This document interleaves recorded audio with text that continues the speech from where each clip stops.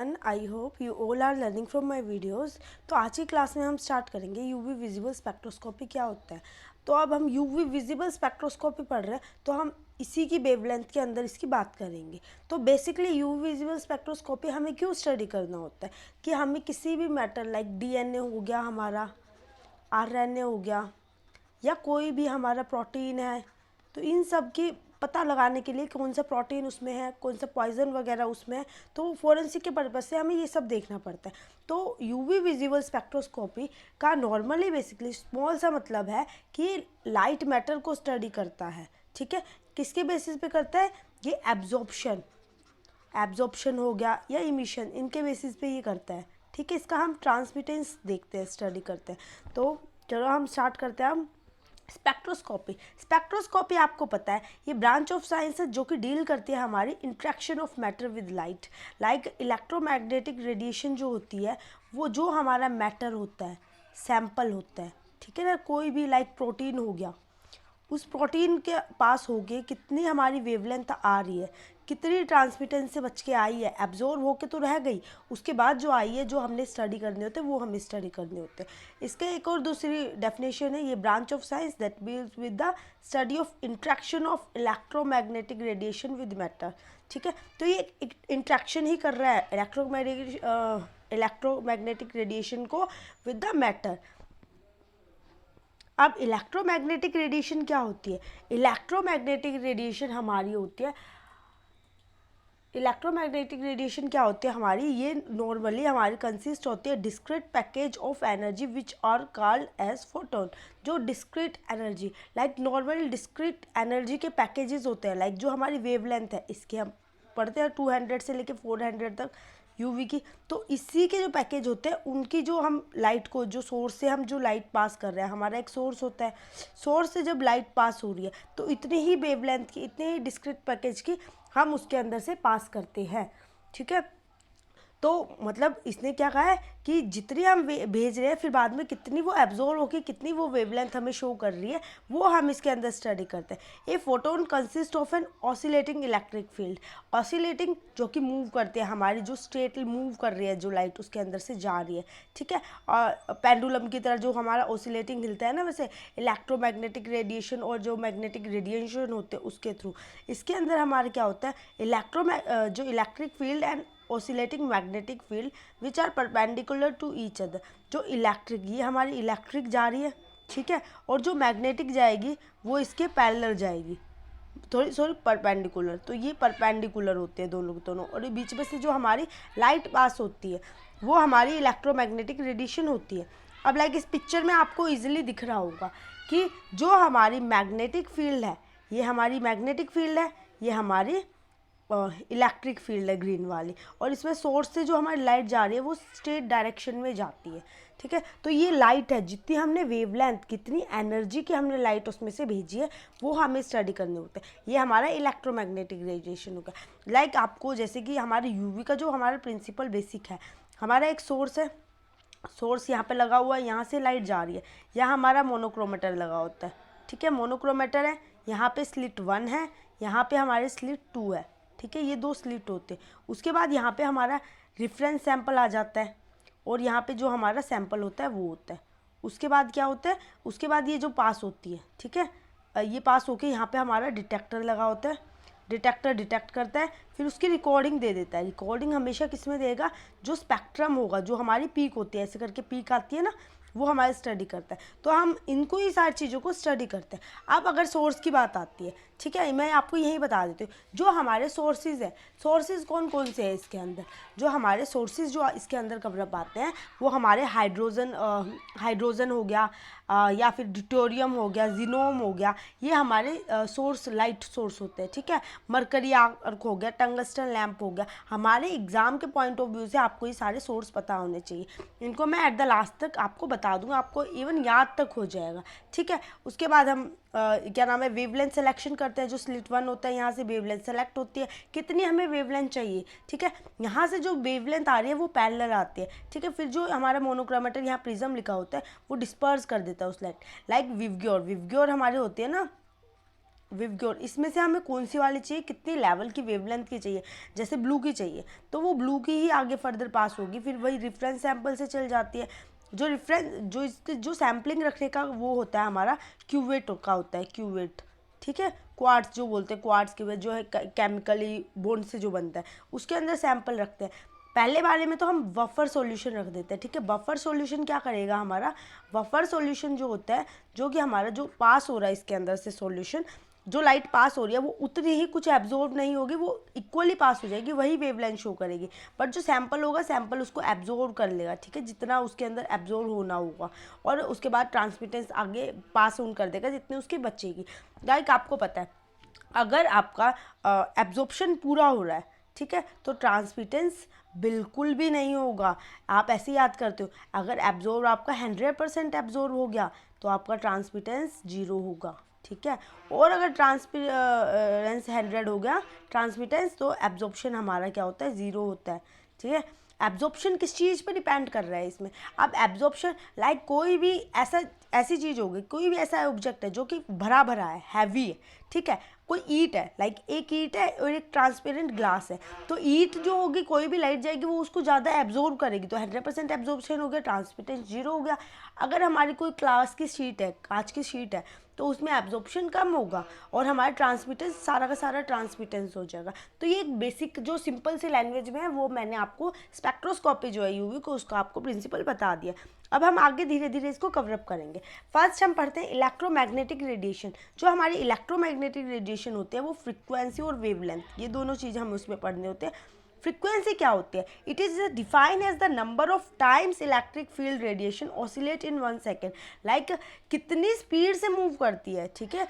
मतलब वो हमारी जो लाइट मूव कर रही है, ऑसिलेटिंग मतलब लाइट मूव कर रही है लाइक अ पेंडुलम, है ना। तो 1 सेकेंड में like number of times electric field radiation oscillating in 1 side, तो फ्रीक्वेंसी यही बताती है कितने number of times electric field हमारी रेडिएशन ऑसिलेट हुई है 1 सेकेंड के अंदर।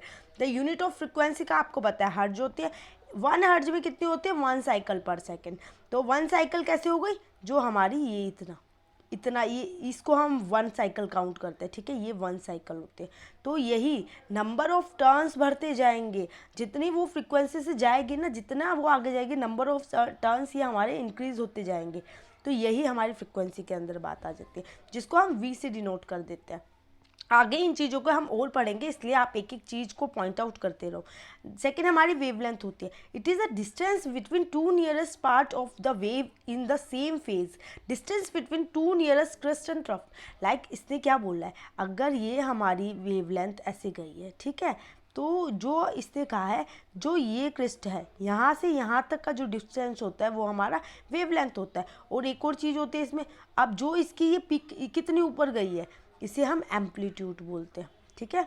ये हमारा एम्पलीट्यूड होता है और ये वेवलेंथ होता है इसके पॉइंट से, जो इसका सेंटर का पॉइंट होता है वहाँ से यहाँ तक, इसको हम वेवलेंथ बोलते हैं।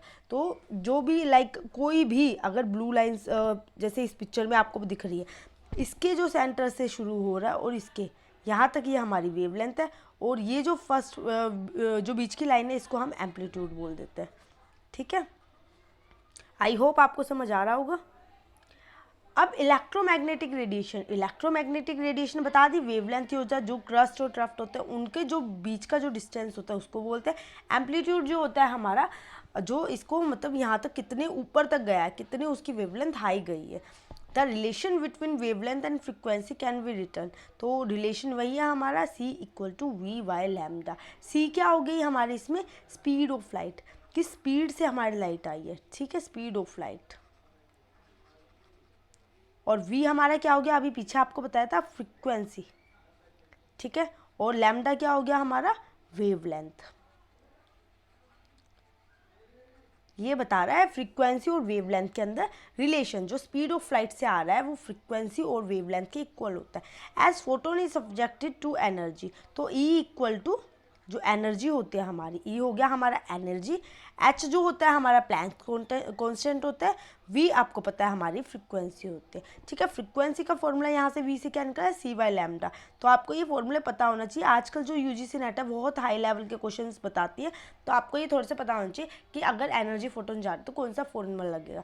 और प्लैंक कांस्टेंट जो होता है हमारा, वो हमारा 6.63 मल्टीप्लाई में 10⁻⁻23 होता है ना, आई थिंक सो यही होता है। आप इसको थोड़ा सा क्रॉस चेक कर लेना। ये हमारा प्लैंक्स कांस्टेंट होता है। और जो स्पीड ऑफ लाइट, जो हमारी बेसिक स्पीड ऑफ लाइट होती है, वो स्पीड ऑफ लाइट कितनी होती है, जो हमारी स्पीड ऑफ लाइट होती है, जो हमारा सी है 3 × 10⁸।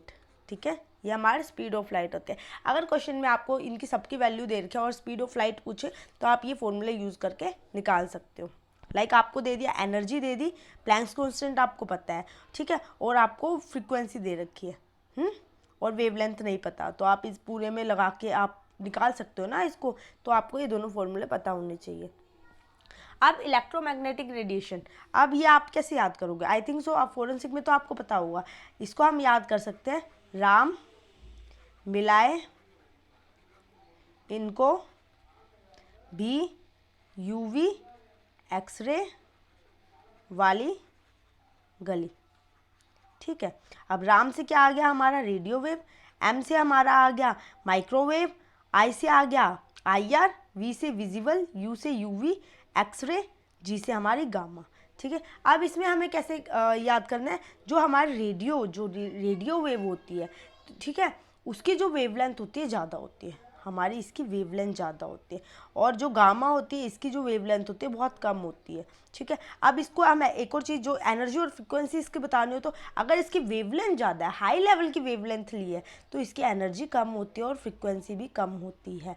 ठीक है, और जो इसका वेवलेंथ कम है तो इसकी एनर्जी ज़्यादा होती है और फ्रीक्वेंसी भी ज़्यादा होती है।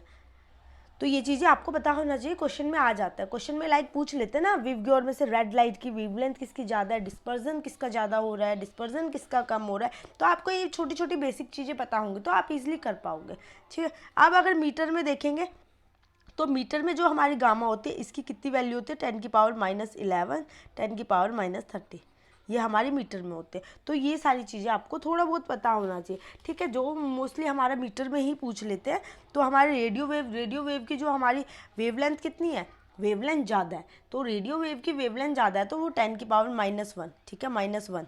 उसके बाद इसकी 10⁻⁻1 से लेके -3 तक, मतलब 4 लगा लो, -4 तक है हमारी। उसके बाद -4 से लेके -6 तक है, -6 से लेके -9 तक है, -9 से लेके -11 और -11 से लेकर -30 तक का गामा की है। ये हमें नॉर्मली आप देख लेना, वैसे एक सीक्वेंस आपको पता चल जाएगी किसकी वेवलेंथ ज़्यादा है कम है, तो आप उसको कर लोगे। अब जो इलेक्ट्रोमैग्नेटिक रेडिएशंस होती है, ठीक है, अब जैसे वाइट लाइट हमारी आई है, पास हुई है, ठीक है, जो जैसे मैंने बताया था सोर्स होता है, सोर्स से जो लाइट आ रही है वो वाइट लाइट गई है ना, यूवी और हम इसमें पढ़ रहे हैं यूवी और विजिबल दोनों। जो इसकी लाइट होती है वो हमारी यूवी की 200 से लेके 400 तक होती है, विजिबल की हमारी 400 लेके 800 तक होती है।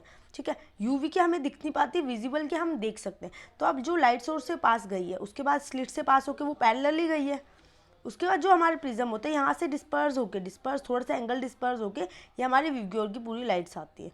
ठीक है, इसमें से हम बाद में वो करते हैं शॉर्टलिस्ट की कौन सी वाली हमें चाहिए, कितनी चाहिए। जो हमारा सेकंड स्लिट लगी होती है यहाँ दूसरे वाली जो स्लिट 2 लगी है ये हमें करते हैं। अब इसकी भी अगर आपको देखनी है तो देख लो, ये वायलेट की होगी 400 से 420 नैनोमीटर, इंडिगो की होगी हमारी 420 से लेके 440 नैनोमीटर, ब्लू की 440 से 490 नैनोमीटर। ये हमारी इन सब की होती है पर्टिकुलरली। बट एक और चीज़, जो वायलेट होती है हमारी, उसकी एनर्जी जो होती है, एनर्जी हमारी ज़्यादा होती है। ठीक है, और फ्रीक्वेंसी भी, एनर्जी ज़्यादा है तो हमारी फ्रीक्वेंसी भी ज़्यादा हो गई, फ्रीक्वेंसी ज़्यादा है तो वेवलेंथ हमारा इसका कम होता है। ब्लू का वेवलेंथ हमारी बहुत कम होती है और रेड की जो होती है वेवलेंथ जो होती है बहुत ज़्यादा होती है। ठीक है, बहुत हाई वेवलेंथ होती है जिससे एनर्जी इसकी कम होती है और इसकी जो फ्रीक्वेंसी होती है वो भी कम होती है।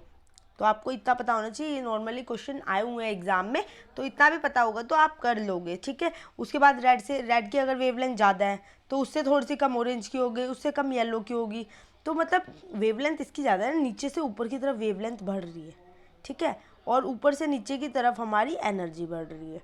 तो ये सारी चीज़ें पता होना चाहिए। अब प्रिंसिपल ऑफ स्पेक्ट्रोस्कोपी, स्पेक्ट्रोस्कोपी का जो प्रिंसिपल है वो क्या कहता है, the principle is based on the measurement of spectrum of sample containing atom and molecule.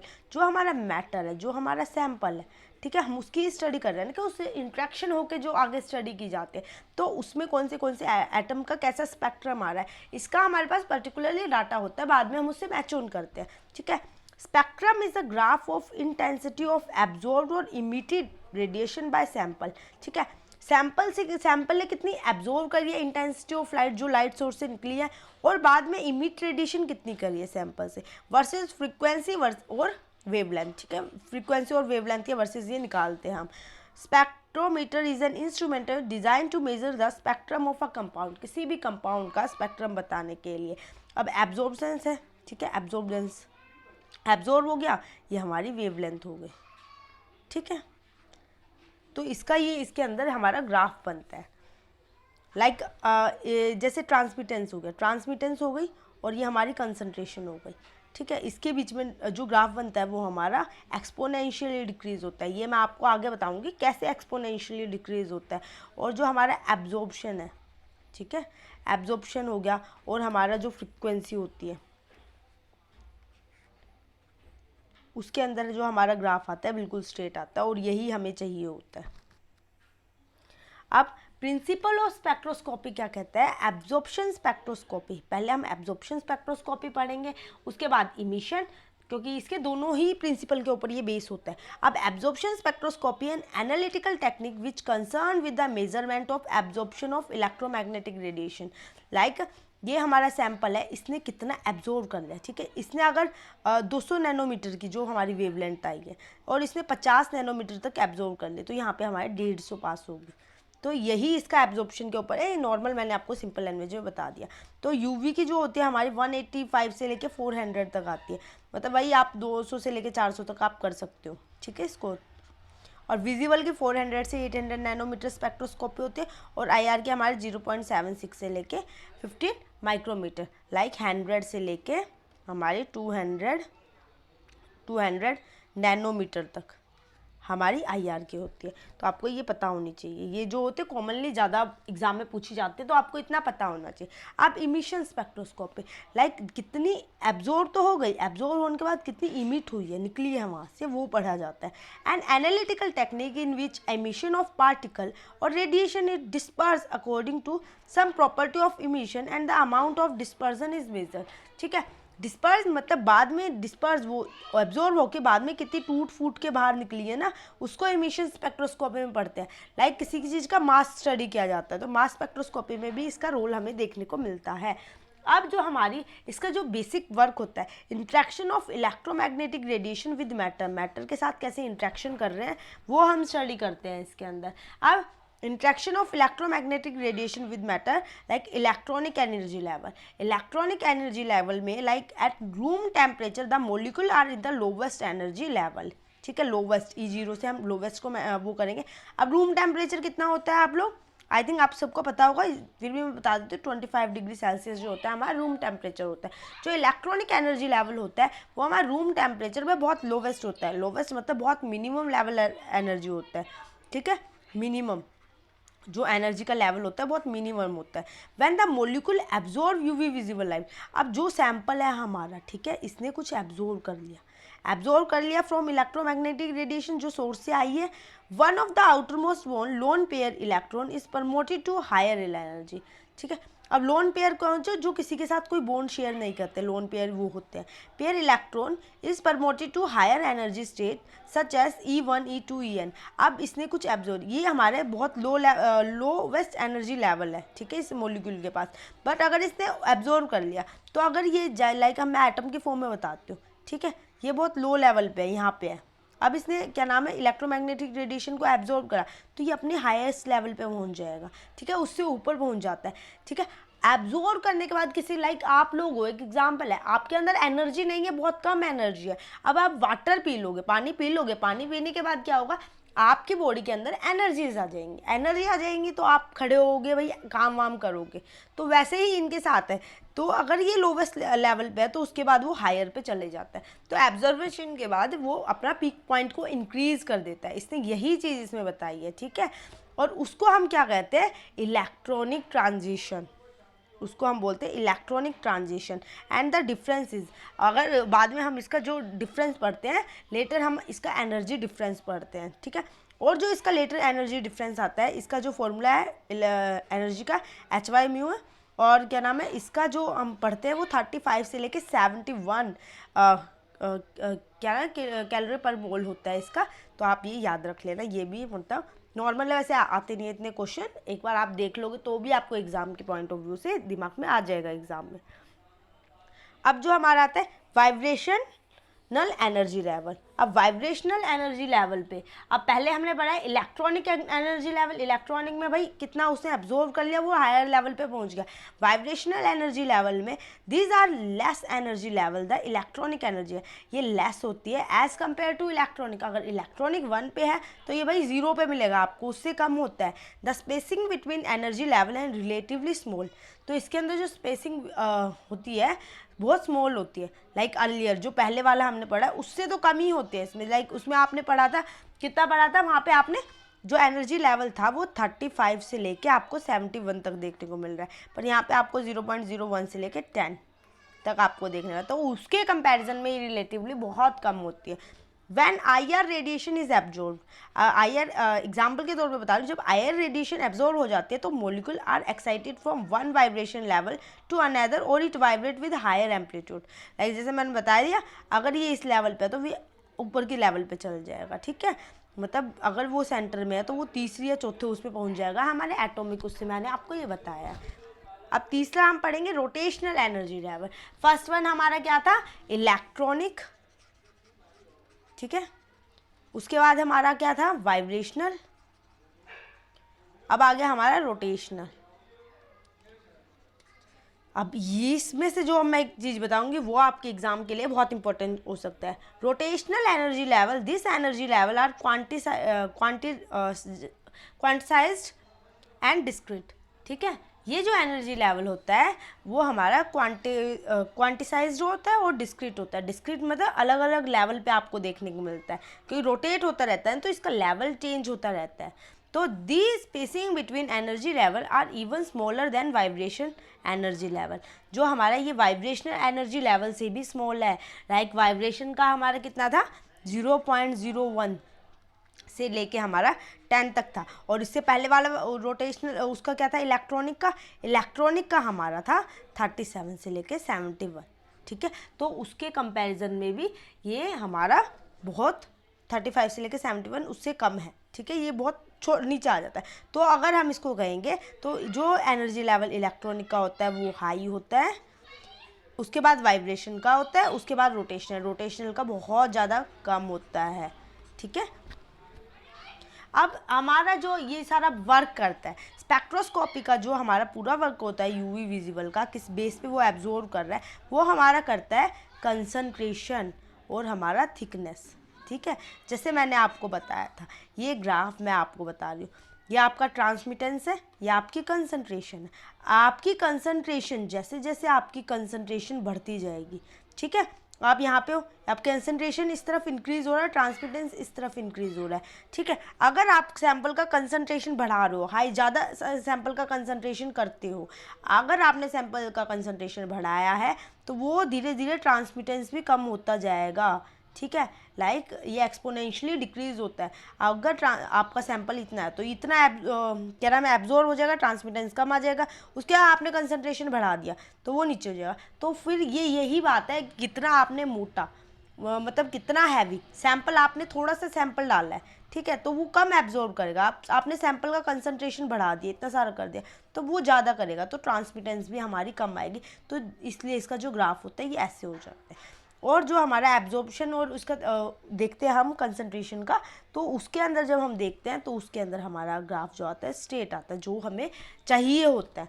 तो ये जो पूरा प्रिंसिपल वर्क कर रहा है हमारा लैम्बर्ट पे कर रहा है, लैम्बर्ट्स एंड बियर लो। पहले हम लैम्बर्ट्स पढ़ेंगे। लैम्बर्ट्स लो हमारा क्या कहता है, लैम्बर्ट्स लॉ कहता है when a monochromatic radiation is pass through a solution, जब सॉल्यूशन से मोनोक्रोमेटिक आई है लाइट, जैसे मैंने सोर्स बताया था, सोर्स के बाद आपका मोनोक्रोमीटर लगा है प्रिज्म, ठीक है, उसके बाद आपका सैंपल से जा रहा है, सैंपल भी दो होते हैं, रेफरेंस हो गया और जो आपका मेन सैंपल होता है, अब उससे जब पास हो रहा है, the decrease in intensity of radiation with thickness of solution is directly proportional to intensity of the incident light. जो इंसिडेंट लाइट होती है और जो हमारी बाद में थिकनेस को लेके जो एब्जॉर्ब हो रही है हमारी, ठीक है, जो सैंपल एब्जॉर्ब कर रहा है, the decrease in the intensity of radiation, ठीक है, डिक्रीज करिए इंटेंसिटी ऑफ रेडिएशन को with the thickness of solution.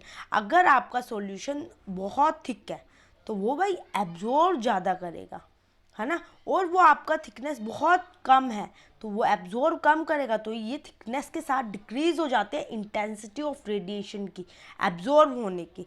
जैसे कम थिकनेस है तो ज़्यादा कम एब्जॉर्ब होगा, अगर थिकनेस ज़्यादा कर दी, इंक्रीज कर दी, तो वो हमारा एब्जॉर्प्शन ज़्यादा करेगा, तो वो डिक्रीज होती है, is directly proportional to intensity of the incident light, जो इंसिडेंट लाइट हमारे सैंपल पे गिर रही है ये वाली। तो let I be the intensity of incident radiation, तो आई जो होते हैं इंसिडेंट रेडिएशन होते हैं, X be the thickness of the solution, जो हमारा एक्स है वो थिकनेस ऑफ द सॉल्यूशन होता है। अब नॉर्मली आपको एक उसमें बता देती हूँ मैं, जो हमारा जब भी लाइट होती है, ठीक है, कोई भी होमोजेनियस मीडियम पे पड़ रही है तो वो थिकनेस पे भी डिपेंड होती है हमारी, तो ये थिकनेस लैम्बर्ट ने थिकनेस की बात कर दी। अब थिकनेस की लैम्बर्ट्स ने बात करी है तो इसने थिकनेस की में बात करके ये कहा है कि अगर थिकनेस ज़्यादा है, ठीक है, तो वही लाइट जो पास होगी, इंटेंसिटी जो लाइट की पास होने की होगी वो डिक्रीज हो जाएगी, क्योंकि आधी तो वो एब्जॉर्ब करना, अब मोटा है, थिक है, थिकनेस इंक्रीज है तो इंटेंसिटी हमेशा डिक्रीज होगी। लाइक अगर ये 100 की लाइट आई है, यहाँ पे थिकनेस बहुत ज़्यादा है तो इसने 80 तो एब्जॉर्ब कर लेना, तो वही इसकी लाइट बहुत कम पास होगी 20, तो इसने यही वाला फिनोमेना इसमें बताया है।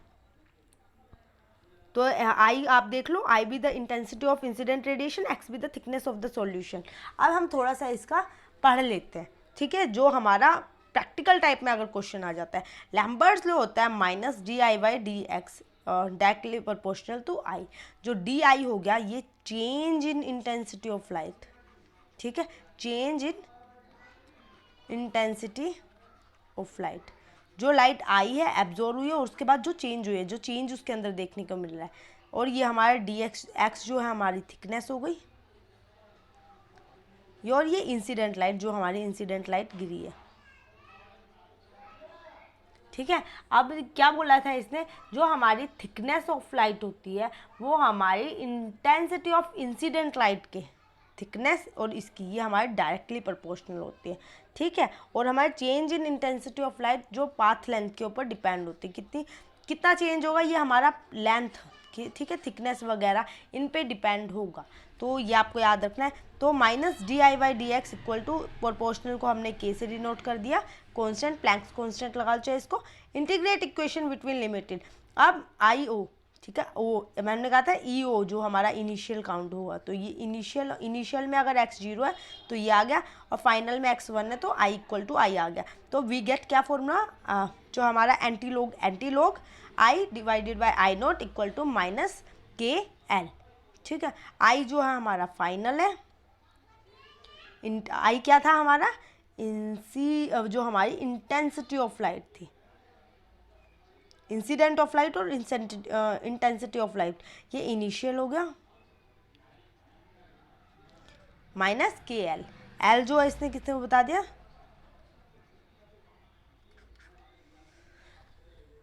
कि हमारा कांस्टेंट हो गया। तो अब अगर इक्वेशन के हिसाब से करेंगे तो एंटीलॉग को किस में कन्वर्ट कर दिया हमने, लॉग में, 2.303 log I by I 10 final minus final divided by initial minus K L, अब log I by I note, तो इसको 2.303 को यहाँ पे लिया है के बाय और एल, तो log I note by I, इसको पूरे को हमने ए एब्जॉर्प्शन से शो कर दिया, ठीक है, ये हमारा एब्जॉर्प्शन शो कर दिया, लोग क्या नाम है के बाय 2.303 ई से एब्जॉर्प्शन कोफिशिएंट इसको ई दे दिया, और हमारा ए जो है जो एब्जॉर्बेंस हो गया A equal to E L, L जो हो गया हमारा थिकनेस हो गई, ठीक है, थिकनेस और एब्जॉर्प्शन कोफिशिएंट, ठीक है, तो हमारी ये क्या हो गया, एब्जॉर्प्शन, ए हमारी एब्जॉर्प्शन हो गई, ई हमारी एनर्जी और एल हमारी थिकनेस हो गई। तो अगर हम इस पूरे को ए को यहाँ पे इसको पूरी वैल्यू को रख देते हैं तो ये हमारा लैम्बर्ट्स लॉ बन जाता है। ठीक है, तो हमारा क्या फॉर्मूला बन रहा है, A equal to E energy into में थिकनेस। तो ये हमारा एब्जॉर्बसेंस कितनी एब्जॉर्ब कर ले, तो हमें इस फॉर्मूले की जरूरत पड़ती है। अब बियर लो जैसे लैम्बर्ट ने थिकनेस पे बात की, ये हमारी कंसंट्रेशन पे। मैंने क्या बताया, कंसंट्रेशन आप जितनी बढ़ाओगे उतनी ही एब्जॉर्प्शन ज़्यादा होगा और जो ट्रांसमिटेंस होगा वो हमारा कम होगा। तो ये उसी के ऊपर है पूरा पूरा। अब बियर्स लॉ क्या कहता है, बियर्स लॉ हमारा कहता है अगर when a monochromic radiation is pass through a solution, solution से पास हो रहा है, the decrease in intensity of radiation with the thickness of the solution is directly proportional to the intensity of incident light as well as concentration of the solution.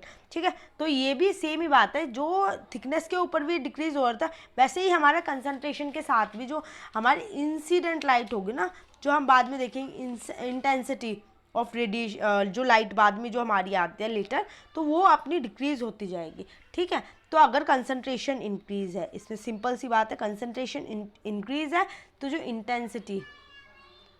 Intensity of light आएगी वो decrease आएगी, और ये भी हमारा directly proportional होता है इसके।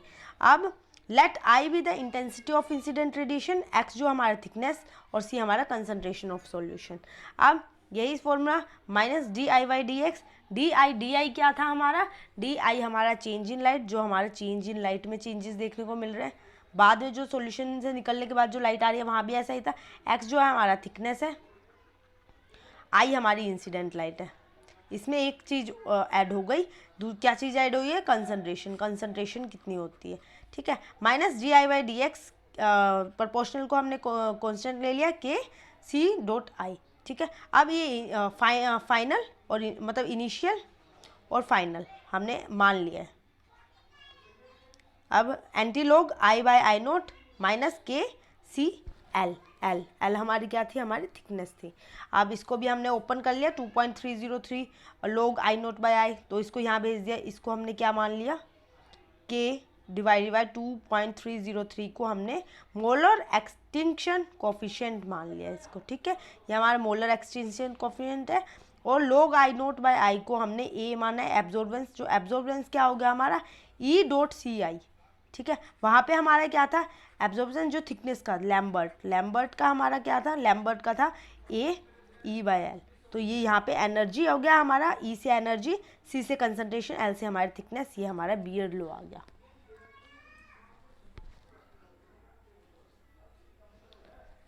ठीक है, यही हमारा फॉर्मूला बन गया है। अब इस ट्रांसमिटेंस की बात करते हैं। अभी हमने फॉर्मूला तो बना लिया, ट्रांसमिटेंस क्या होगी, फाइनल डिवाइडेड बाय इनिशियल और minus log T equal to log I by I naught A. ठीक है, एब्जॉर्बेंस के इसके इक्वल हो गया, ये हमारा ए एब्जॉर्बेंस है, एब्जॉर्बेंस भी बोल दो या एब्जॉर्प्शन बोल दो। From the equation it is seen that the absorption which is also called optical density, जो एब्जॉर्प्शन होता है उसे ऑप्टिकल डेंसिटी भी बोलते हैं, ऑफ अ सॉल्यूशन, कि सॉल्यूशन की कितनी क्वांटिटी है, कितनी कंसंट्रेशन है, कितना थिक है, in the container of a fixed path length is directly proportional to the concentration of a solution. जो सॉल्यूशन के अंदर और फिक्स पाथ लेंथ है उसका डायरेक्टली प्रोपोर्शनल होता है। अब हम पढ़ेंगे principle of UV visible spectroscopy. अब इसका क्या प्रिंसिपल है भाई, बार बार हम चीज़ें पढ़ लेते हैं, प्रिंसिपल हो गया, एप्लीकेशन हो गया, तो प्रिंसिपल ऑफ यूवी स्पेक्ट्रोस्कोपी का मतलब है the UV radiation region extend from 10 नहीं है, ये 200 है, ये गलती से लिखा गया, 200 to 400 nanometre, and the visible radiation region extend from 400 nanometre to 800 nanometre. जो यूवी रेडिएशन रीजन होगा, ठीक है, जो 400 से 800 नैनोमीटर तक होती है, जो हमारी विजिबल रेडिएशन होती है, और यूवी की हमारी 200 से लेके 400 मतलब 185 से स्टार्ट हो जाती है। हमें 200 से ही करनी चाहिए, इतना ही आप याद रहोगे तो आपको पता रहेगा अप्रॉक्स कितना क्या होगा। तो नियर यूवी रीजन की हमारी 200 से 400 नैनोमीटर होगी, फार की हमारी बिलो 200 नैनोमीटर, जो इससे भी कम होते हैं हमारा। Far UV spectroscopy studied under vacuum condition. जो फार होते हैं 200 से नीचे के होते हैं, हमें वैक्यूम कंडीशन में, क्योंकि ये विजिबल तो होती नहीं है, तो वैक्यूम के अंदर से बहुत ईजिली चल जाएगी। तो आपको ये पता होना चाहिए जो फार यूवी है हमें स्टडी करने होते हैं वैक्यूम के अंदर से। The common solvent use for preparing sample to be analyse is either ethyl alcohol और हेक्सेन। जो हमें सॉल्वेंट प्रिपेयर करना होता है इथाइल अल्कोहल में या हेक्सेन में करना होता है। स्टार देती हूँ, ये चीज़ें पूछ लेते हैं एग्जाम में, तो आपको ध्यान रखना है। सैंपल प्रिपरेशन जो होता है इथाइल अल्कोहल और हेक्सेन के अंदर होता है। अब हमारी इलेक्ट्रॉनिक ट्रांजिशन, यही इलेक्ट्रॉनिक ट्रांजिशन क्या होगी, जो हमारे सोर्स से आई है, सोर्स से जो हमारी एनर्जी आई है, ठीक है, इलेक्ट्रोमैग्नेटिक रेडिएशन जो आई है वो हमारी बाद में हायर लेवल पे चली जाती है, ठीक है। जितना वो होता है उतना ही उससे ऊपर चला जाए, क्योंकि वो कुछ एब्जॉर्व कर लेते हैं कुछ हद तक, ठीक है। नॉर्मल से हमेशा हाई लेवल पे जाती है, ठीक है। हाई लेवल जो नॉर्मल होगी कम होगी, ठीक है। लो लेवल से हमारी हाई लेवल पे चली जाती है। ये आपको ट्रांजिशन में यही पढ़ना है। अब the possible electronic transition can be graphically shown as, यहाँ पे पॉसिबली क्या क्या हो सकता है, ठीक है। ये हमारे एग्ज़ाम में क्वेश्चन आया था, ये 2018 के पेपर में, ठीक है। ऐसा लग रहा होगा आपको, अगर आप वो क्वेश्चन देखोगे, अगर आपने कॉलेज में ये चीज़ नहीं पढ़ी होगी तो पता नहीं क्या रॉन्ग क्वेश्चन है, बट वो हमारा इसी से क्वेश्चन उठ के आया था। उसमें दे रखा था कि sigma, sigma star, arrow, sigma और पाई स्टार, ऐसे ही इन दो चीज़ों को मिला के दे रखा है, बॉन्डिंग और नॉन एंटी बॉन्डिंग, और हमारा बॉन्डिंग और एंटी बॉन्डिंग को कि कौन सा किससे ज़्यादा होता है, हम उस चीज़ को इसमें स्टडी करेंगे। हम पर्टिकुलरली एक एक चीज़ को हम आगे स्टडी करेंगे, इससे हमारे क्वेश्चन बनते हैं। जो एनटीए का फैशन स्टाइल इंक्रीज हो रहा है तो उसके हिसाब से इसमें से भी क्वेश्चन पुटअप हो सकते हैं, ठीक है। ये हमारे एनर्जी का लेवल है, ऊपर की तरफ ज़्यादा है, और ये हमारी बॉन्डिंग सिखार के, ये हमारी हो गया सिग्मा। सिग्मा ये बॉन्डिंग वाले हैं हमारे, पाई नॉन बॉन्डिंग है, एन नॉन बॉन्डिंग, और पाई स्टार एंटी बॉन्डिंग, और सिग्मा स्टार एंटी बॉन्डिंग। ये हमारे इतना आपको पता होना चाहिए। अब ये हमारा ज़ीरो एनर्जी लेवल है, ठीक है। यहाँ पे आपका 0 एनर्जी लेवल है और यहाँ पे आपका 100 एनर्जी लेवल है। तो अगर हमारा जो सिग्मा बॉन्डिंग होती है, सिग्मा बॉन्डिंग कहाँ तक जाती है, सिग्मा स्टार एंटी बॉन्डिंग तक, और सिग्मा बॉन्डिंग दूसरे बार जाएगी तो वो sigma pi star anti bonding तक, पाई स्टार इससे नीचे नहीं आती, एंड नॉन बॉन्डिंग तक नहीं आती। और जो हमारी पाई बॉन्डिंग है, पाई बॉन्डिंग हमारी जाती है जो ये, अगर ये 0 है तो ये हमारा 20 लगा लो आप, ये अपना 50 लगा लो, या आप 16 लगा लो, ठीक है। तो ये मतलब ये आपने 20 की एनर्जी दे दी, यहाँ 60 की दे दी, यहाँ आप 80 की दे दो, ठीक है। अगर पाई बॉन्डिंग जा रही है तो वो सिग्मा स्टार एंटी बॉन्डिंग तक जाएगी, तो ये ज़्यादा होगा ना, और दूसरी वाली पाई बॉन्डिंग जाएगी पाई स्टार एंटी बॉन्डिंग तक, एनर्जी लेवल तक जाती है।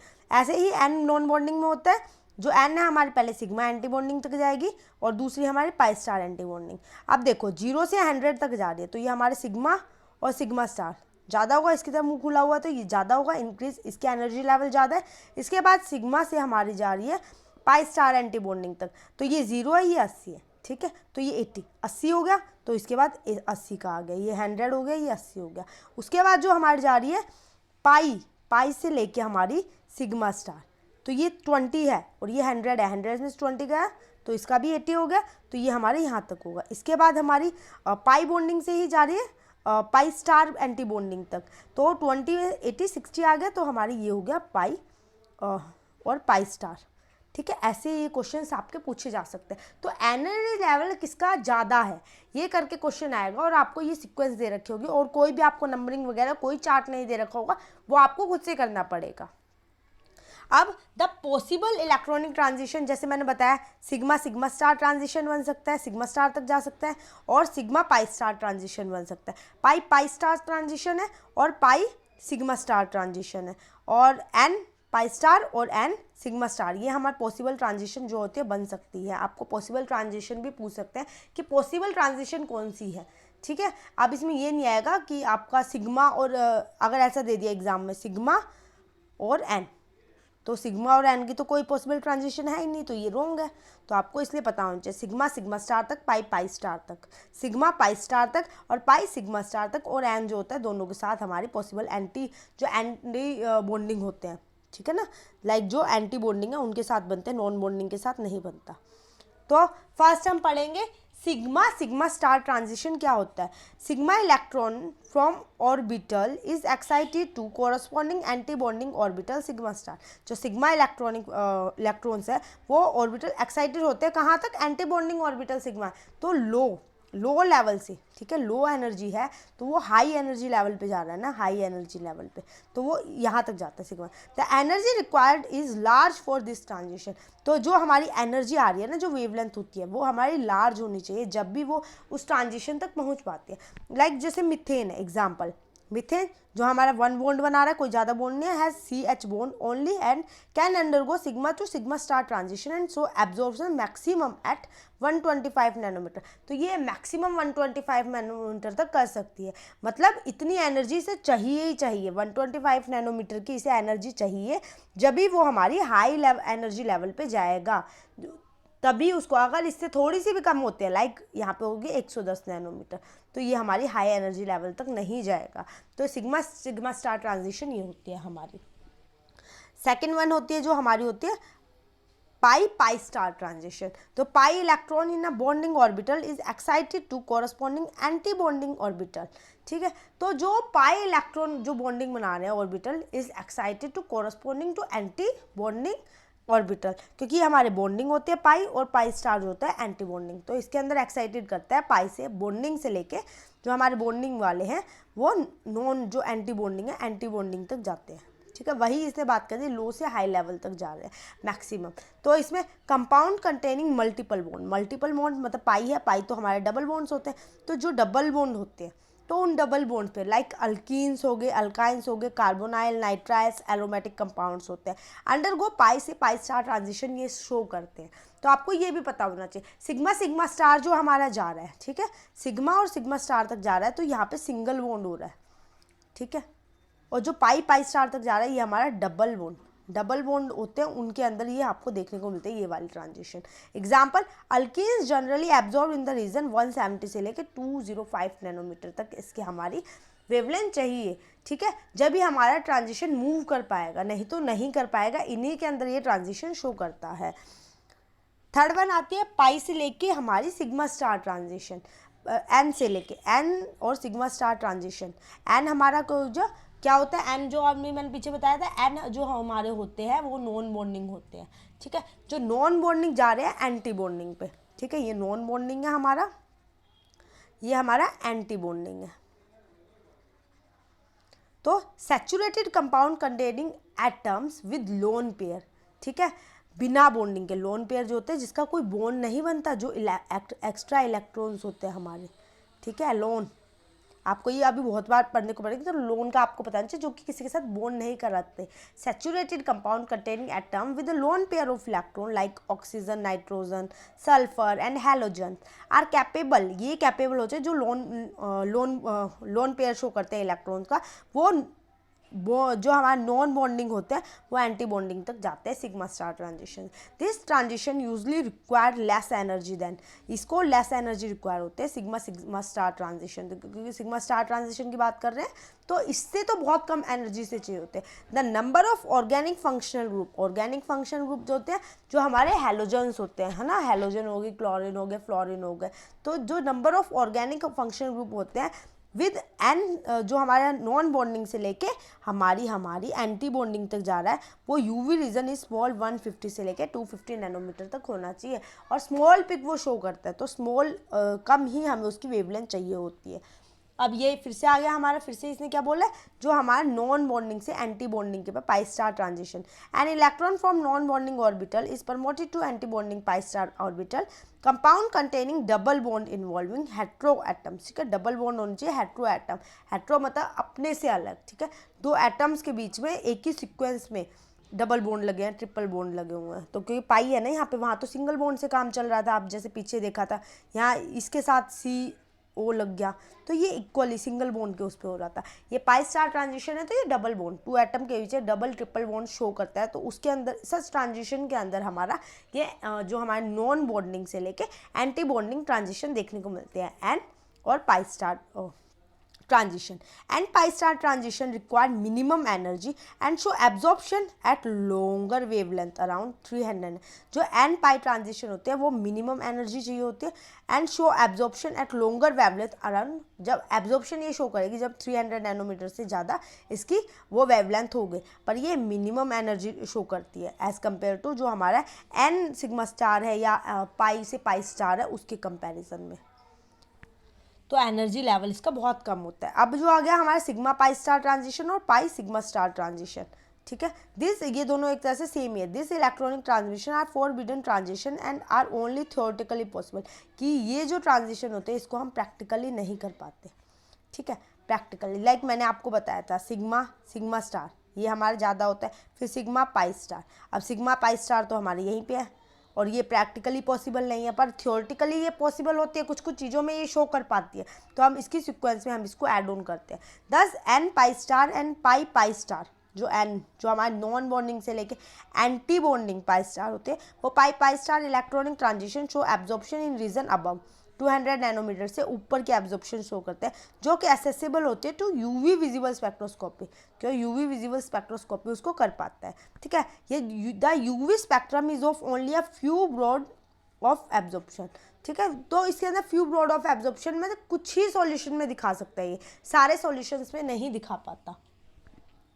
तो आई होप आपको समझ आ गया होगा। तो इसके रिगार्डिंग आपके एग्जाम में क्वेश्चन पूछ लेते हैं, तो इसलिए आपको पता होना चाहिए।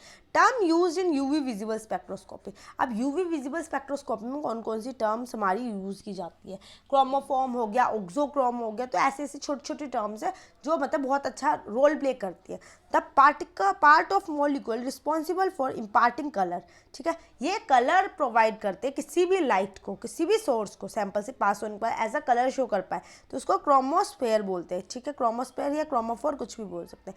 The function group containing multiple bond capable of absorbing radiation, अब 200 से लेके उससे ऊपर नीचे नहीं, नीचे की तो पता ही नहीं चलेगा क्योंकि यूवी में हमारी स्टडी करते हैं 200 से लेके 800 के बिटवीन की, ठीक है, ड्यू टू जो नॉन बॉन्डिंग से लेके एंटी बॉन्डिंग और पाई पाई स्टार ट्रांजिशन, इसकी वजह से हम इसको ये सारी चीज़ें फंक्शनल ग्रुप कंटेनिंग जो मल्टीपल बॉन्ड होते हैं 200 नैनोमीटर की वेवलेंथ से अबव स्टडी करते हैं। अब एग्जांपल NO2 हो गया, N डबल बॉन्ड हो, C डबल बॉन्ड, क्योंकि पाई स्टार में डबल बॉन्ड की जरूरत पड़ती है, तो इनके अंदर चलते हैं जो हमारे एलिफेटिक कंपाउंड होते हैं, जो हमारे कार्बन दिख रहे हैं ना आपको, सब में कार्बन है, कार्बन होते हैं ऑलमोस्ट, कार्बन के जो एलिफेटिक कंपाउंड होते हैं उसमें, ठीक है। अब इसमें देखो एडिशनली मैं आपको एक चीज़ बताती हूँ, जो हमारे CH3 है और OH है, OH नेगेटिव हो गया, तो कई बार क्या होगा ये नॉर्मल वो करेंगे, ठीक है, समटाइम ये फंक्शनल ग्रुप के साथ हमारी शो करते हैं, ऐसे नॉर्मली ये वर्क कर लेते हैं, ठीक है, लाइक हमारे C है,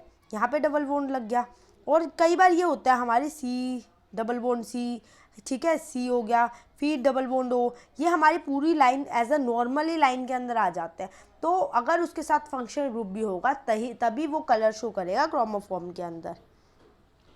अब क्रोमोफॉर्म हमारा क्या कह रहा है, to interpret UV visible spectrum following point should be noted, तो अगर हमें यूवी विजिबल स्पेक्ट्रम को आगे इंटरप्रेट करना है, स्टडी करना है, तो कुछ पॉइंट हमें नोट डाउन करने हैं। नॉन कॉन्जुगेटेड अल्कली, अब नॉन कॉन्जुगेटेड और कॉन्जुगेटेड क्या होते हैं, कॉन्जुगेटेड वो होते हैं जो डबल बॉन्ड होते हैं उनको सिंगल बॉन्ड में सेपरेट कर देते हैं, ये डबल बॉन्ड है इनको हम सेपरेट कर दिया सिंगल बॉन्ड के अंदर, ठीक है, सिंगल बॉन्ड में, तो ये हमारे होते हैं कॉन्जुगेट।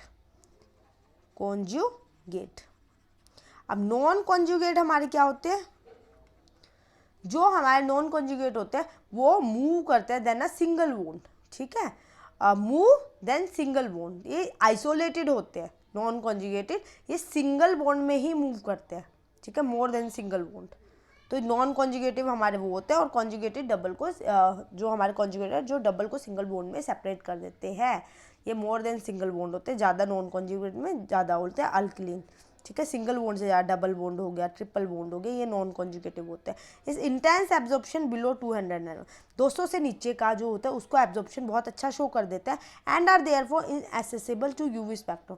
अब आपको पता है, अब देख रहे हो यूवी की बात चल रही है और ये कह रहे हैं इनएसेसिबल है यूवी के लिए, तो नॉन कॉन्जुगेटिव होता है डबल बैंड से ज़्यादा कर रहा है, वो 200 नैनोमीटर से कम की एब्जॉर्व कर रहा है, और आपको पता है जो हमारा यूवी होता है वो हमारा एब्जॉर्व करता है 200 से लेके 400 तक की ही शो करेगा, तो ये इनएसेसिबल है कि यूवी इसको पता नहीं कर पाता, तो हमें नॉन कॉन्जुगेटेड में ये भी एक आपका एक तरह से लिमिटेशन लेके चल सकते हो, ठीक है। अब non conjugated carbonyl group compound give a weak absorption band, ये वीक एब्जॉर्प्शन बैंड देता है 200-300 के नैनोमीटर के रीजन में, ठीक है। नॉन कॉन्जुगेट कार्बोनिल ग्रुप, ये अल्किन्स है, ये कार्बोनिल ग्रुप जो ओ के साथ कनेक्ट हो गया, जैसे मैंने पीछे बताया एक फंक्शन ग्रुप या एक ही चेन के साथ हमारे जो हमारी ये चीज़ें ऐड हो जाती है ना, सी डबल बॉन्ड ओ, ठीक है, नेगेटिव जो हमारे एलिफेटिक कंपाउंड हो जाते हैं कार्बन के साथ, तो वो कलर शो करेंगे। तो इसने कलर शो करा है वो 200-300 नैनोमीटर के अंदर, रीजन के अंदर, और ये एसेसेबल होते हैं, ठीक है, एसेसेबल, ठीक है। कार्बोनिल ग्रुप है वो हमारे अल्कलेन है, सिर्फ उसके अंदर डबल बॉन्ड है, एक सिंगल बॉन्ड से ज़्यादा है, तो उसका शो नहीं करेगा अगर 200 नैनोमीटर से कम होता है। अब जो हमारे क्रोमोफोम होते हैं, chromophore acetone which has lambda max 279 nanometre and the cyclohexane lambda max 291 nanometre. ये आपका एग्जाम के पॉइंट ऑफ व्यू से नहीं है, आप अगर प्रैक्टिकल वगैरह में कर रहे हो तो आपको वहाँ ज़्यादा जरूरत पड़ सकते हैं।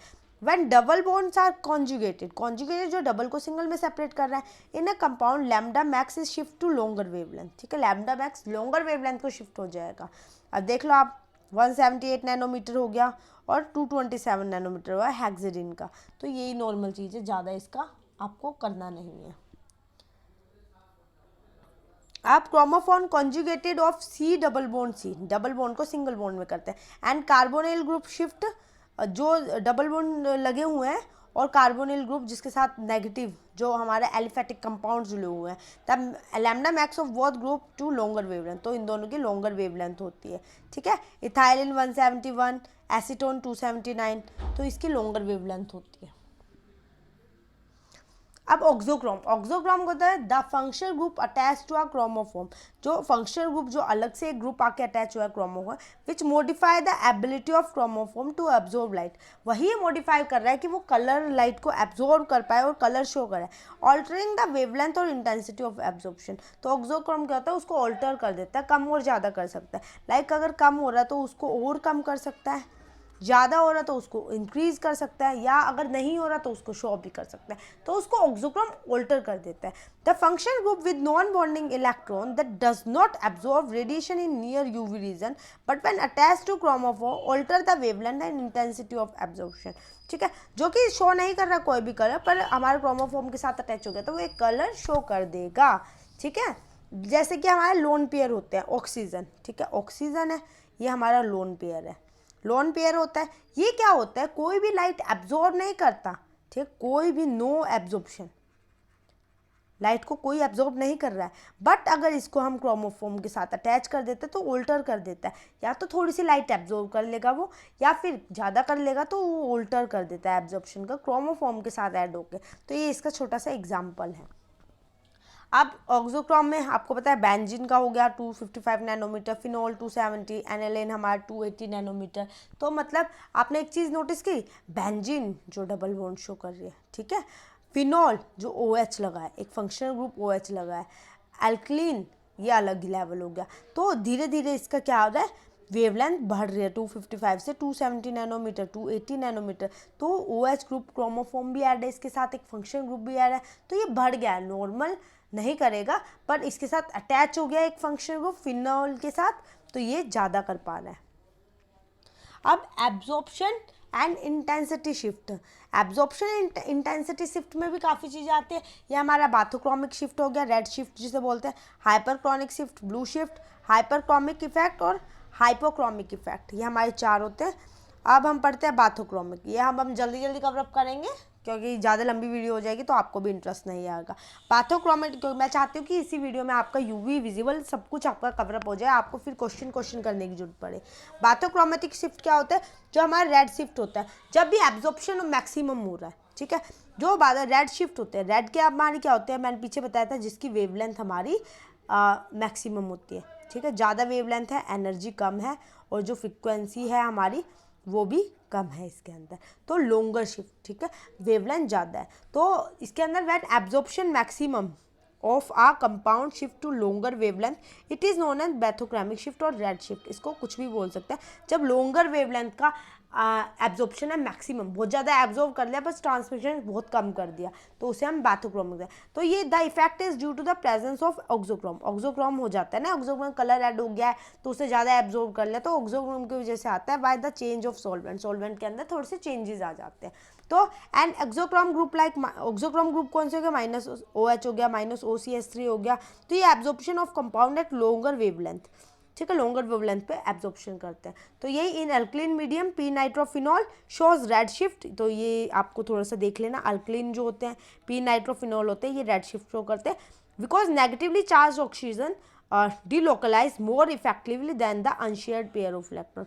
जो ऑक्सीजन होता है अनशेयर्ड होता है वो नहीं करता कुछ भी एब्जॉर्ब, पर उसके साथ नेगेटिव चार्ज जुड़ गया तो वो शो कर देता है। देख लो अपना ये आपको दिख रहा है पिक्चर में, ये पी नाइट्रोफिनॉल है, पी नाइट्रोफिनॉल 255 नैनोमीटर है। अब इसके अंदर इसने ऐड कर दिया हमारा OH alkaline, alkaline group add कर दिया जिसमें क्या है नेगेटिव चार्ज है, ये नेगेटिव चार्ज है तो इसका शिफ्ट हो गया 265 नैनोमीटर तक, तो ये इंक्रीज हो गया, ठीक है, वेवलेंथ इंक्रीज हो गई, तो ये हमारा बाथोक्रोमेटिक शिफ्ट होता है। अब हाइपोक्रोमिक शिफ्ट, हाइपोक्रोमिक शिफ्ट जो होती है हमारी ब्लू शिफ्ट होती है व्हेन एब्जॉर्प्शन मैक्सिमम, एब्जॉर्प्शन ज़्यादा हुआ है, ठीक है, तो इसके अंदर जो वेवलेंथ होती है हमारी कम होती है, ठीक है, when absorption maximum of a compound shift to shorter wavelength, ठीक है, जो मैक्सिमम है एब्जॉर्प्शन वो शिफ्ट हो गई shorter wavelength, it is known as hypochromic shift और a blue shift. The effect is due to presence of an group cause removal of conjugation और by the change of solvent, इसके अंदर भी change हो सकता है या रिमूवल ऑफ कॉन्जुगेशन मतलब जो डबल बॉन्ड होता है उसको तोड़ देना, को तोड़ना, ठीक है, कॉन्जुगेशन का मतलब उसको ब्रेक डाउन करना, तोड़ना। Aniline show off blue shift in acidic medium, तो एनालिन जो है हमारा अब पीछे देखा था एनालिन मीडियम, अल्कलीन मीडियम तो हमारा वो शो कर रहा है बाथोक्रोमिक, तो एनालिन हमारा शो करता है कि एसिडिक मीडियम में जब होता है ये लॉस कॉन्जुगेशन लॉस कर देता है जिसकी वजह से 280 से 265 नैनोमीटर वेवलेंथ जो हमारी डिक्रीज हो गई है, ठीक है, वेवलेंथ हमारी कम हो गई है, एनर्जी ज़्यादा हो गई है, तो हाइपोक्रोमिक शिफ्ट हमारे ब्लू शिफ्ट हम इसको बोलते हैं। अब ये हमारे हाइप्सोक्रोमिक है। अब थर्ड वन है hyperchromic effect, hyperchromic when absorption intensity of a compound increase it is known as hyperchromic, जब absorption intensity of a compound is increase हो जाती है, ठीक है, एब्जॉर्प्शन की इंटेंसिटी, तो वो हमारा हाइपरक्रोनिक, ठीक है। अब वहाँ पे तो हम वेवलेंथ की बात कर रहे थे, यहाँ हम इंटेंसिटी की बात करते हैं, ठीक है, तो इंटेंसिटी की वो कंपाउंड की इंक्रीज हो जाती है, यहाँ पे इंक्रीज इंटेंसिटी की बात करें, if auxochrome introduce to a compound the intensity of absorption increase, तो 257 से 260 नैनोमीटर हो गया, तो ये शिफ्ट हो गया, इंक्रीज हो गया। अब हाइपोक्रोमिक इंटेंसिटी हमारी डिक्रीज हो जाती है, ठीक है, अब इंटेंसिटी डिक्रीज हो रही तो 19,000 था और ये यहाँ पे देखो एनर्जी ज़्यादा हो गई, एनर्जी ज़्यादा हो गई तो यहाँ पे क्या थे, एनर्जी हमारी कम थी तो वेवलेंथ हमारी ज़्यादा थी, तो इंटेंसिटी भी हमारी डिक्रीज़ हो गई, ठीक है, जो हमारी इंटेंसिटी है वो हमारी डिक्रीज़ हो गई, तो ये इसमें भी शिफ्ट हो जाता है, ठीक है, 1 मिथाइल ही ऐड करा है ना, इसके अंदर देखो नैप्थलीन है, इसमें क्या ऐड हो गया 1 मिथाइल ऐड करा, तो इसमें भी डिक्रीज़ हो जाता है हाइपरक्रोनिक शिफ्ट के अंदर। अब शिफ्ट एंड इफेक्ट यही आपने इसमें बता दिया। अब एब्जॉर्प्शन है हमारी और ये एब्जॉर्प्शन है, ये हमारी वेवलेंथ है, वेवलेंथ इस तरफ इंक्रीज हो रही है तो यहाँ तक पॉइंट तक जाके इतनी ही लेवल तक इसने लिया है, ठीक है, उसके बाद नीचे आ गई, ये एब्जॉर्प्शन है, कितना एब्जॉर्प्शन हुआ है, तो हाइपरक्रोमिक शिफ्ट में अगर ये इतना ग्राफ है तो ये हमारे ब्लू शिफ्ट दिखाता है। ब्लू शिफ्ट कैसे दिखा रहा है, क्योंकि हमारी जो इसके अंदर है वेवलेंथ, ठीक है, वेवलेंथ ब्लू शिफ्ट जो होते हैं हाइप्सोक्रोनिक होते हैं, हाइप्सोक्रोमिक हमारा कह रहा है वेवलेंथ जो होती है डिक्रीज हो रही है, ठीक है, वेवलेंथ यहाँ पे ब्लू शिफ्ट में वेवलेंथ डिक्रीज हो रही है क्योंकि नीचे की तरफ है। अब यहाँ पे यहाँ से आ रही है ऊपर की तरफ वेवलेंथ इंक्रीज हो रही है, रेड शिफ्ट जो बाथोक्रोमिक होता है, और हाइपरक्रोमिक और शिफ्ट और हाइपोक्रोमिक जो इंटेंसिटी बताता है, ठीक है, ये वेवलेंथ में बात कर रहा था तो इसने ऐसे बात कर ली, और जो हमारे हाइपरक्रोमिक शिफ्ट और हाइपरक्रोनिक होती है वो ऊपर की तरफ बात कर रहा है क्योंकि इंटेंसिटी पे बात कर रहा है, ठीक है, जो एब्जॉर्प्शन के उससे बता लेता है। तो ये हमारे ये इसका चार्ट है, आपको पता होना चाहिए। अब application of UV visible spectroscopy, अब इसकी एप्लीकेशन क्या क्या है, ठीक है, ये हम कॉमनली नॉर्मल पढ़ते हैं, ये क्वालिटेटिव एंड क्वांटिटेटिव एनालिसिस करता है। अब क्वालिटेटिव क्या है, जब क्वालिटेटिव मतलब थिकनेस पे बात कर रहे हैं, ठीक है, थिकनेस, ठीक है। थिकनेस किस में बता रही थी, जो लैम्बर्ट पे बात कर रहा है, जो थिकनेस जो है बिल्कुल कम है, तो मतलब एब्जॉर्ब कम करेगा, ट्रांसमिटेंस ज़्यादा शो करेगा, ठीक है, एब्जॉर्ब कम कर रहा है। तो क्वालिटेटिव, क्वालिटी पे बता रहा है कितनी अच्छी क्वालिटी है। और क्वांटिटेटिव एनालिसिस का मतलब जो होता है जो कंसंट्रेशन, ठीक है, कंसंट्रेशन अगर ज़्यादा है, हाई कंसंट्रेशन है, तो एब्जॉर्प्शन ज़्यादा होगा और ट्रांसमिटेंस जो होगा हमारा कम होगा। तो क्वालिटेटिव एंड क्वांटिटेटिव एनालिसिस भी करता है। It is use for characterising aromatic compound and conjugative olefins, जो एरोमेटिक कंपाउंड्स होते हैं और कॉन्जुगेटिव ओलिफ्स होते हैं जो डबल बोन से सिंगल बोन में सेपरेट हो जाते हैं, उन सबको स्टडी करता है। It can be use to find out molar concentration of a solution under study. तो मोलर कंसंट्रेशन भी बताते हैं कितनी है, ज़्यादा है कम है, क्योंकि वो बता देता है, हमें पीक लेवल देता है। डिटेक्शन ऑफ इम्प्योरिटी, इम्प्योरिटी को डिटेक्ट करता है। It is one of the important method to detect impurity and organic solvent. जो ऑर्गेनिक सॉल्वेंट उसके अंदर कितनी इम्प्योरिटी है, मतलब अगर किसी फूड को हम टेस्ट कर रहे हैं, ठीक है, किसी फूड को टेस्ट कर रहे हैं, तो वो हमने रख दिया। अब उसमें से जिस जिस उस लेवल की पीक आएंगे, बहुत सारे पीक आ जाएंगे ना, क्योंकि बहुत सारी चीज़ें उसमें होंगी, तो वो बता सकता है कि इसमें इम्प्योरिटी वगैरह है या नहीं है, क्या चीज़ है। Detection of isomers are possible. Isomers क्या होते हैं, जो हमारे दो अलग अलग दो कंपाउंड होते हैं जिनका स्ट्रक्चर सेम होता है, तो स्ट्रक्चर तो सेम है पर वो कंपाउंड अलग अलग, तो उसको बता देगा, उसके पीक लेवल को अलग अलग शो कर देता है। Determination of molecular weight using Beer law, तो मॉलिक्यूलर वेट भी बता देता है बियरलो, और उसके कंसंट्रेशन के बेस पे। बियरलो बात करता है कंसंट्रेशन की, तो उसके बेस पे हमें ये मॉलिक्यूलर वेट भी बता देता है। अब हमारी फॉरेंसिक एप्लीकेशंस क्या होती है। फॉरेंसिक एप्लीकेशन होते हैं the UV visible spectroscopy offer a significant contribution to differentiate between various type of fibres and dye. ये क्या करता है, जो कॉन्ट्रीब्यूशन होता है हमारा वेरियस टाइप के फाइबर और डाइज, उसको बता सकता है कौन सा फाइबर है, ये हमारा एनिमल है, प्लांट है, ठीक है, रीजनरेटेड है, किस टाइप का फाइबर ये है, कौन सी डाई इसके अंदर मिली हुई है, कोई हेयर है, तो इन सबको ये बताता है। UV visible spectra of the trace evidence पे भी कर सकता है। As a fibre collected from crime scene can be easily matched with reference spectrum of non fibre material है। लाइक मैंने बताया ना, सोर्स है, सोर्स गया, मोनोक्रोमेटर लगा है, उसके बाद ये यहाँ पे रेफरेंस लगा हुआ है, यहाँ पे हमारा सैंपल लगा है, तो रेफरेंस है तो नॉर्मल उतनी जितनी इसने सेलेक्ट किया उतनी ही आ जाएगी, और यहाँ से कितनी एब्जॉर्ब हुई है, कितनी ट्रांसमिटेंस शो करी है, उससे हम बता सकते हैं, उसे मैच कर सकते हैं, कंपेयर भी कर सकते हैं। UV visible spectroscopy technique is applied as a quantitative technique in various market segment such as quantitative, वही quantitative कैसे, कंसंट्रेशन के बेस पे, जब कंसंट्रेशन के बेस पे बात कर रहे हैं कि कितना ज़्यादा हमने वो लिया और उस फूड के अंदर कितनी सारी पीक शो कर रहा है, उस पीक से हम बता पाते हैं कितने सारे उसके अंदर सैंपल्स वगैरह। बीवरेज हो गया, फार्मास्यूटिकल हो गया, chemical, water testing and biotech industry, तो इन सब में होता है। The position of absorption peak in the spectrum provides information about the molecular structure of sample. तो हर एक का मोलिकुलर स्ट्रक्चर मतलब जो फॉर्मूला होता है वो भी ये हमें बता देता है। अब जो होती है हमारी advantages, UV visible spectroscopy is use to analyse the chemical property of material. तो ये केमिकल प्रॉपर्टी ऑफ मटेरियल बताता है। यूवी विजिबल स्पेक्ट्रो होता है जो कई बार होते हैं, हेल्प करता है, एनालिजिंग करता है केमिकल प्रॉपर्टीज, किसकी क्या प्रॉपर्टी है। It can be use to determine concentration, कितनी कंसंट्रेशन है, identify unknown compound and provide information about the physical and electronic structure, जो उसका फिजिकल और इलेक्ट्रॉनिक जो उसका मॉलिक्यूलर स्ट्रक्चर और फॉर्मूला है उसको बताता है, एंड इनऑर्गेनिक कंपाउंड्स भी बताता है, ठीक है, कौन सा कंपाउंड है, तो सारी चीज़ें ये हमें बता देता है। अब हमारी इसकी डिसएडवांटेजेस है। डिसएडवांटेजेस क्या होता है, the main disadvantages of utilising a UV visible spectrophotometer is the time consuming. ये हमारा टाइम कंज्यूमिंग है, ठीक है, इसमें बहुत टाइम लग जाता है हमें सैंपल प्रिपेयर करना। It required to prepare to use one. Setup is crucial when using UV visible spectroscopy. Any outside light, अगर बाहर की लाइट आ रही है, एनर्जी में चेंज हो रहा है, इलेक्ट्रॉनिक नॉइज हो रही है, अदर आउटसाइड कंटेमिनेशन हो गया, that could interface with the spectrometer reading must be removal from the location, ठीक है, तो ये इसमें चेंजेस ला सकता है। The instrument can only measure substance which absorb light of a selected wavelength in the UV region. तो जो इंस्ट्रूमेंट मेजर करता है, जो कि 200 से 400 या 400 से 800 नैनोमीटर के होते हैं, उसी को एब्जॉर्ब कर पाता है, ठीक है, और उसी को ही एब्जॉर्ब करेगा। इससे अगर अबव होगी, नीचे होगी, ज़्यादा हो गई तो उसको नहीं कर पाता, तो यही चीज़ है, ठीक है। आई होप आपको समझ आ गई। यही हमारी पूरी यूवी विजिबल की रामकथा है कि जो इसका प्रिंसिपल है, ये हमारा सोर्स हो गया, इसके बाद ये हमारा मोनोक्रोमेटर्स हो गए, मोनोक्रोमेटर के बाद जो स्लिट से पास होकर ये हमारा रेफरेंस सैंपल हो गया, ये हमारा सैंपल हो गया। अब यहाँ से जो हमारी गई है डिटेक्टर, और फिर रिकॉर्डर, रिकॉर्डर जो हमें पीक देता है, ठीक है, कौन सा हमारा क्या है ऐसे करके पीक जो दे देता है। तो ये हमारी पूरा यूवी विजिबल है।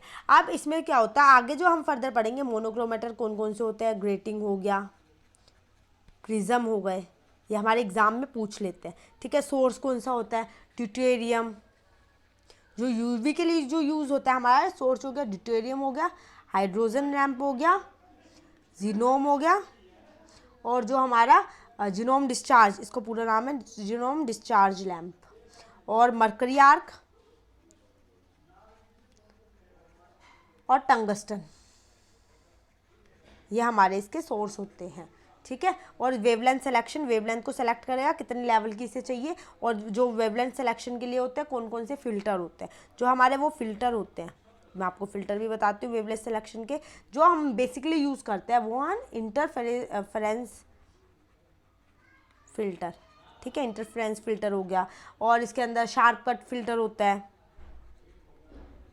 तो फिल्टर भी बहुत सारे हैं, अगर हम उन चीज़ों को कवरअप करेंगे तो ये हमारे पूरे दिन में तो ये कंप्लीट होगा ही नहीं, ठीक है। मोनोक्रोमेटर मैंने बता दिया आपको, प्रिज्म और ग्रेटिंग दो तरह के होते हैं, ठीक है, ये दोनों हो गए। अब मोनोक्रोमेटर के अंदर भी हमारा एक प्रिंसिपल होता है, वर्क होता है। मोनोक्रोमेटर जो होता है एंट्री होता है, फिर कोलोमीटर लगा होता है, ग्रेटिंग प्रिज्म लगा होता है, और उसके बाद एक्साइटेड हो जाता है, निकल जाता है। तो ये सारी चीज़ें भी हम आगे बाद में कवरअप करेंगे, ठीक है। मिरर और लेंस में क्या डिफरेंस होता है, क्यों हम मिरर को कई बार यूज़ करते हैं कई बार नहीं करते, तो ये भी हम आगे फर्दर स्टडी करेंगे। मैं इन सारी चीज़ों को एक एक टर्म लेके आ जाऊँगी, ठीक है। और डिटेक्टर्स, यूवी विजिबल के आपको डिटेक्टर्स भी पता होना चाहिए। एक सेकंड वो डिटेक्टर्स मैं आपको बताती हूँ, क्योंकि अगर हम दोबारा भी पढ़ेंगे ना डिटेक्टर्स तो आपको थोड़ा बहुत पता होगा तो आपको अच्छा लगेगा, ठीक है। जो इसके डिटेक्टर, ये तो हमें सीधा नॉर्मल प्रिंसिपल बता दिया इंस्ट्रूमेंटेशन। जो हमारे इसके डिटेक्टर्स होते हैं, पेपर में डिटेक्टर्स पूछे जाते हैं, ठीक है। डिटेक्टर्स कौन कौन से होते हैं, इसके हमारे 4 डिटेक्टर्स होते हैं, ठीक है। पहला हमारा फोटोवोल्टिक सेल हो गया, सेकेंड होगा फोटो इमिशन, थर्ड हो गया फोटो मल्टीप्लायर जो हम पीएमटी बोलते हैं, और थर्ड वन हो गया सिलिकॉन फोटो डायोड। ये हमारे इसके 4 डिटेक्टर होते हैं, एग्जाम में आते हैं, ठीक है। इन डिटेक्टर्स को हम डिटेल में लेके आएंगे। जो इंस्ट्रूमेंटेशन है वो हमारा इतना ही इंस्ट्रूमेंटेशन है, इसके बाद ज़्यादा इसका करने की जरूरत नहीं है आपको।